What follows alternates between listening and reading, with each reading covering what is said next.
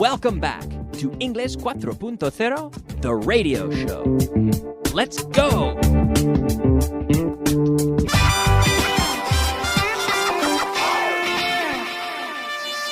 Intermediate. Welcome intermediate students to Class 20. Here we are finally in Class 20. Very nice, 20 classes already. That's impressive. Give yourself a pat on the back for making it this far and for studying hard. I'm sure you've learned a lot and improved a lot if you've been paying attention. We're going to start with a little review today of what we saw in the last class, which was the first thing was the verb to give, and in the past, gave. So the pronunciation is important here. Today I give, yesterday I gave, with that V sound, which, like I mentioned in the beginner class, is a vocalized or voiced F. Give. Today I give, yesterday I gave. Okay. Did you give me an idea yesterday? Yes, I gave you an idea yesterday. Did I give you any ideas yesterday? Yes, I gave you some ideas yesterday. Now notice, if I say an idea, my question is singular, so yes, I gave you an idea. Did I give you any ideas? Yes, you gave me some, plural, you gave me some ideas, okay? Do you give your friends birthday gifts? Be sure to answer my question out loud en voz alta. Do you give your friends birthday gifts? Yes, I give my friends birthday gifts. Did you give your mother a birthday gift last year? Yes, I gave my mother a birthday gift last year. Is your back giving you problems? Is your back giving you problems? Is it giving you problems? It means, are you experiencing problems, in this case, pain, from your back? Is your back giving you problems? My back sometimes gives me problems. I have a bad back. I have a history of having a bad back. Well, in my family, we have a history of bad backs. My father had a bad back. My uncle had a bad back. My grandfather had a bad back. I say had even for my father because I think his back is a lot better now. He had surgery. But his back is much better now. But I have a history of having a bad back myself. Sometimes it gets sore. It bothers me. It gives me problems. Yes. So is your back giving you problems? Yes, it is. Yes, my back is giving me problems. Do your knees give you problems sometimes? Some people say their knees give them problems under certain weather conditions. When it's raining, their knees give them problems. Did they give you problems last year? Did they? Did you give any money to charity last year? Did you give money to charity last year? Did you? Ask me if I give money to charity. Kyle, do you give money? Do you donate? Do you give money to charity? Yes, a little bit. I sometimes give money to charity. Ask me if I gave money to charity last year. Kyle, did you give money to charity last year? Yes, I gave money to charity last year. And my brother, ask me about my brother. Kyle, did your brother give money to charity last year? Yes, he gave money to charity last year. Good, all right. Now, we also talked about the structure now and again, which is a nice way of saying de vez en cuando, now and again. Every once in a while. Now and then. From time to time. Everybody knows that. From time to time. But my students use that structure more than me. I don't use that structure very often, from time to time. I would rather say every now and again, or every once in a while is the most common one that I use. But we will practice with this structure every now and again, because we'll see the others later. Do you go to the movies every now and again? Do you go to the movies every now and again? Yes. So answer my question. Yes, I go to the movies every now and again. Do you watch football on TV every now and again? Yes, I watch football on TV every now and again. Do you play moose every now and again? Yes, I play moose every now and again. Not every day, not every weekend, but every now and again I play moose. Ask me if I play blackjack every now and again. Kyle, do you play blackjack every now and again? Yes, I play blackjack every now and again. Ask me if I sleep a siesta on the weekend. And you'll say, at home, I know people at home are saying, but Kyle, siesta is a nap in English. I looked it up in my dictionary and it says that it's a nap. Yes, okay, a nap. But siesta is a Spanish word that is known in English. A siesta. Because a siesta, I think, is a very specific kind of nap after your lunch. Because a nap is just when you take a short sleep. But a siesta, I think, now I could be wrong, but I think if you take a nap at 9 p.m., you wouldn't call that a siesta. If you take a nap at 10 a.m., you wouldn't call that a siesta either. Your siesta is usually strictly limited to short naps after lunch. So I think a nap is more general, whereas a siesta, there are specific, I'm not going to say rules, but guidelines for what constitutes a siesta.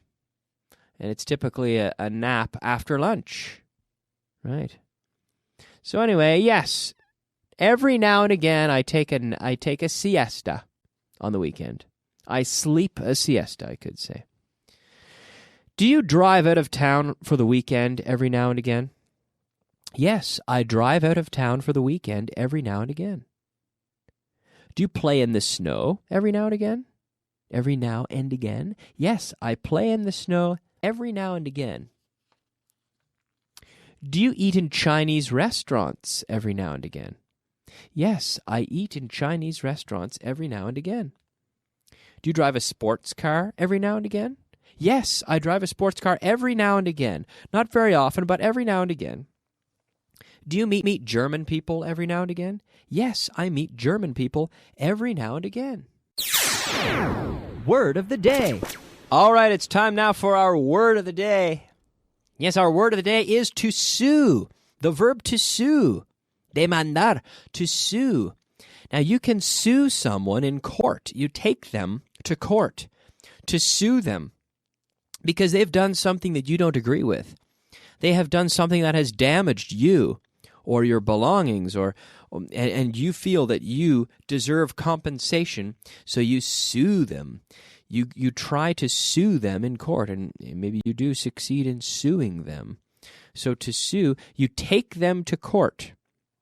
You will appear before a judge or possibly a jury of people, and if you are successful, then you will get money from that person if you are successful in suing them. To sue, S-U-E. Demandar, that's our word of the day. To sue. To sue.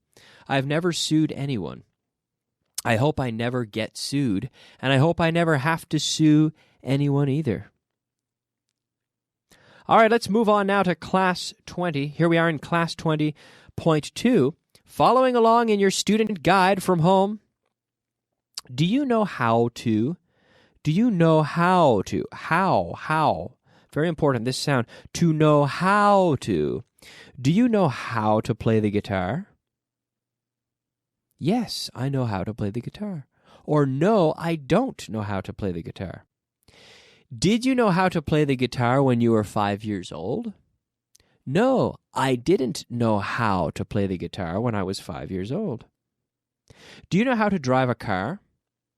Yes, I know how to drive a car. Ask me if I knew how to drive a car when I was 10 years old. Ask me. Kyle, did you know how to drive a car when you were 10 years old? No, I didn't. No, I didn't know how to drive a car when I was 10 years old. Do you know how to bake cakes? Do you know how to bake cakes?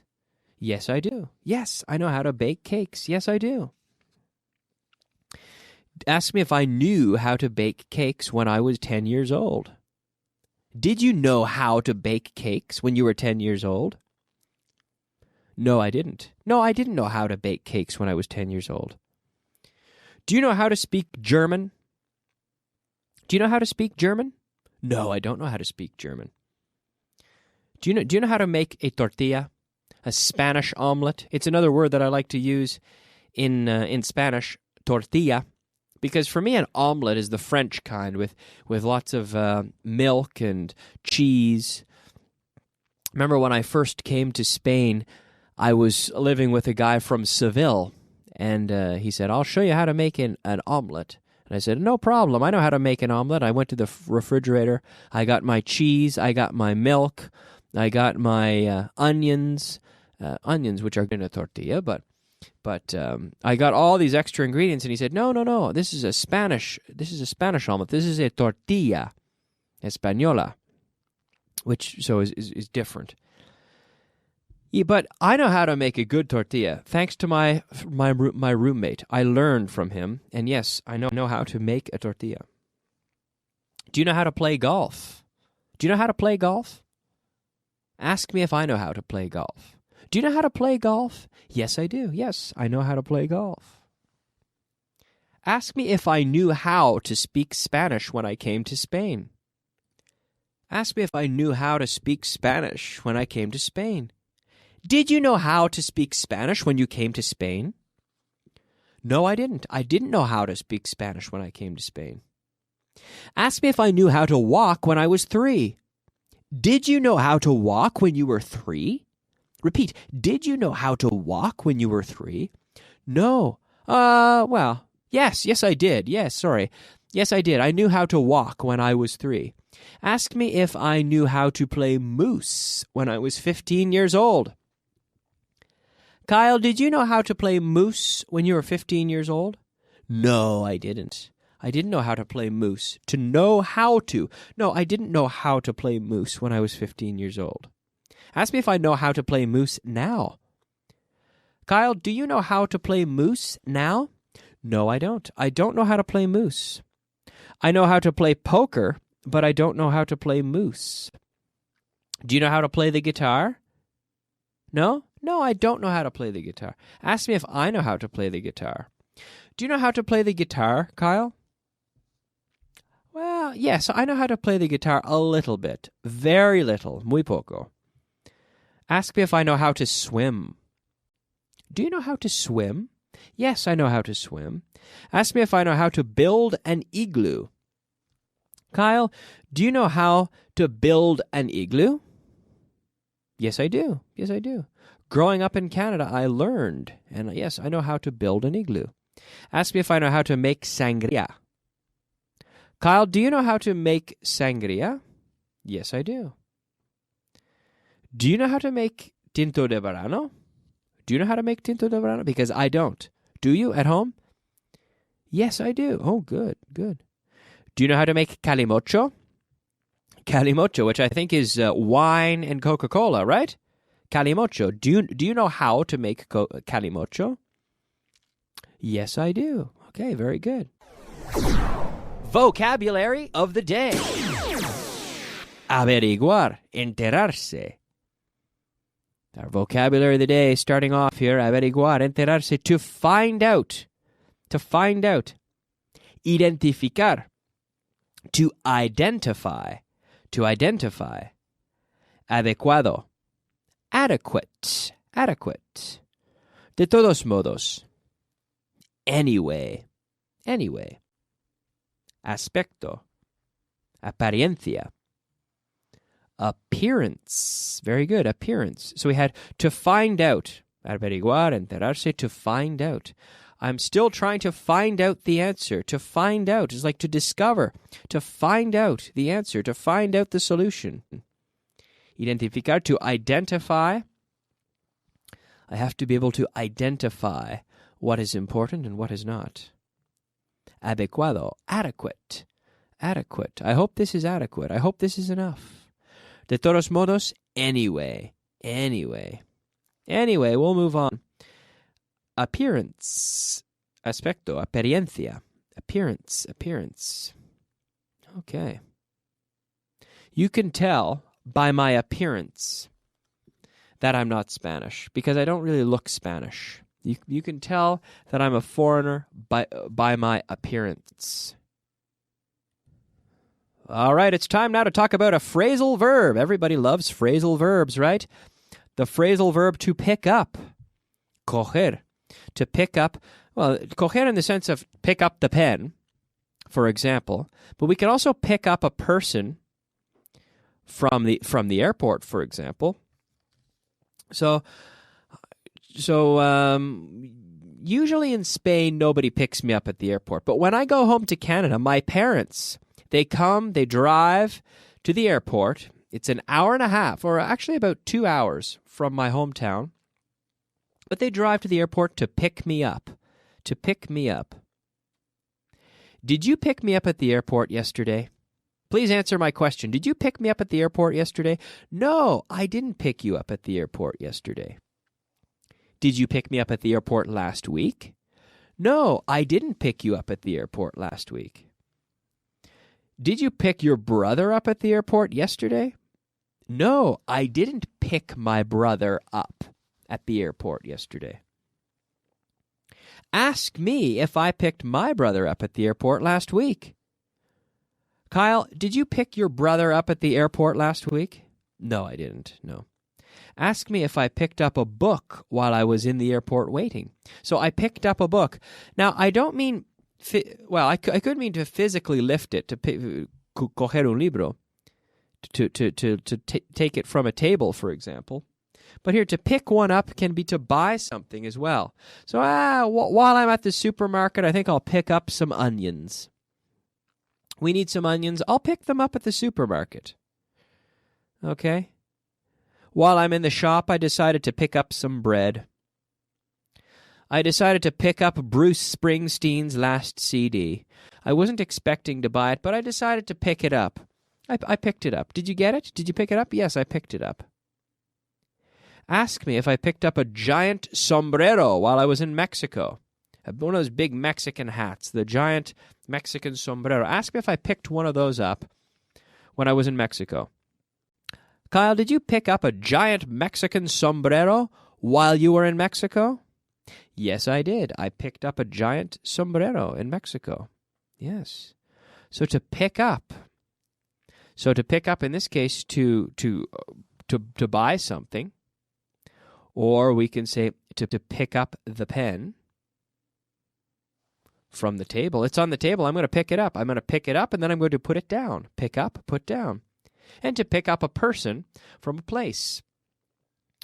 I always pick up my brother when he arrives to Madrid. I go to the airport and I pick him up. Or you could pick someone up at the train station as well, right? You go with your vehicle and you collect them, all right? We're completely out of time. Do you remember the word of the day today? To sue, demandar, to sue. Very good. All right, we're completely out of time. We're going to go to a commercial break, but we'll be back with more. Stay tuned, folks. Keep listening. Thank you very much. We'll be right back. Bye-bye.